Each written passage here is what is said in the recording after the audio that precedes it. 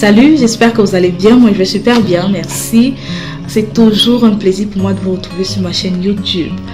Alors aujourd'hui, on va parler des douleurs que connaissent généralement nos femmes enceintes. Lorsque les femmes viennent généralement consulter, elles se plaignent des douleurs au niveau du bas-ventre. Ces douleurs-là, on les appelle les douleurs pelviennes. Donc aujourd'hui, on va parler des douleurs pelviennes. Alors dans pelvienne, on a le mot pelvis. Le pelvis, c'est le petit bassin, c'est cette large structure osseuse à la base de la colonne vertébrale se trouvant dans la partie inférieure du torse.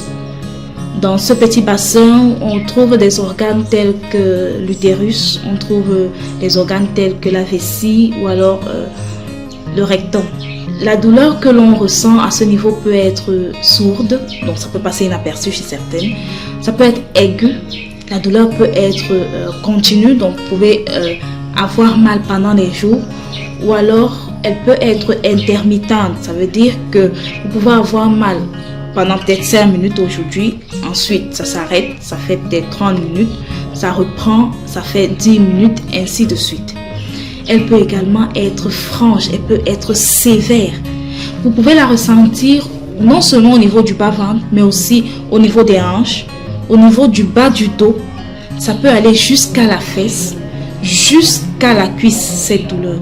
Vous pouvez la ressentir après avoir effectué une marche, après avoir travaillé dur, après avoir porté une autre charge, ou alors lorsque vous prenez une position. Certaines se plaignent par exemple que lorsqu'elles dorment sur le côté gauche, elles ont mal au bas-ventre. Par contre, quand elles dorment sur le dos, ça va.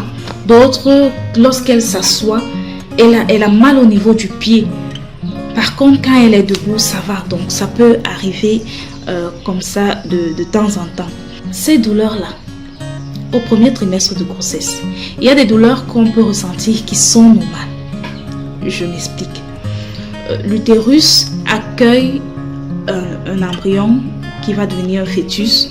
Au fur et à mesure que le temps passe, ça prend du volume. Ça comprime les autres organes tels la vessie ou le rectum en arrière.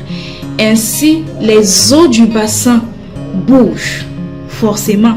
Les ligaments s'étirent. Ce sont donc ces étirements et le fait que les os bougent qui peuvent entraîner des petites contractions, des douleurs au niveau du bas-ventre. Ça peut passer inaperçu chez certaines. D'autres peuvent connaître ces douleurs-là. Mais sinon, après avoir pris un calmant, ça peut passer. Ou alors, c'est pas une douleur qui va mettre très long, non. C'est une douleur qu'on va connaître au premier trimestre de grossesse et pendant, par exemple, 1 mois, et après, ça va s'arrêter tout seul. Lorsque le fœtus quittera le petit bassin pour aller dans le grand bassin qui est l'abdomen. Mais sinon, il y a des douleurs dont les causes, vraiment, on n'aimerait pas les avoir. Par exemple, la fausse couche. Lorsque la douleur est accompagnée du saignement, on fait face à une fausse couche. Donc, il faut consulter. Il y a des douleurs qui surviennent lorsqu'on fait face à une menace d'avortement. Il y a également des douleurs qui surviennent lorsqu'on fait face à une infection urinaire. On doit se faire consulter, quelle que soit la douleur d'ailleurs. Maintenant, au 2e trimestre de grossesse ou alors au 3e, on peut également avoir ces douleurs. Dans un cas, elles peuvent être normales, comme par exemple le bébé prend du volume, il prend du poids. L'utérus prend du volume, autant pour moi, le bébé prend du poids. Et le bébé peut comprimer le nerf sciatique. Le nerf sciatique qui va entraîner des douleurs, non seulement au niveau du bas-ventre, aussi au niveau du pied, tout au long du pied, jusqu'à la cuisse. On peut également avoir des douleurs au niveau du bas du dos. Les mères qui connaissent généralement ces douleurs en sont soulagées uniquement après l'accouchement. On peut avoir également comme cause de douleur au 2e trimestre un hématome rétroplacentaire. Au 3e trimestre, on peut avoir comme cause le travail. Vers la fin, le bébé descend. Il redescend dans le petit bassin. On a une sensation que le ventre pèse, c'est lourd. Des fois, avant le terme, on a de légères douleurs là-bas. Ça veut dire que ce dernier se prépare pour l'accouchement. Donc, on prépare le bassin pour l'accouchement.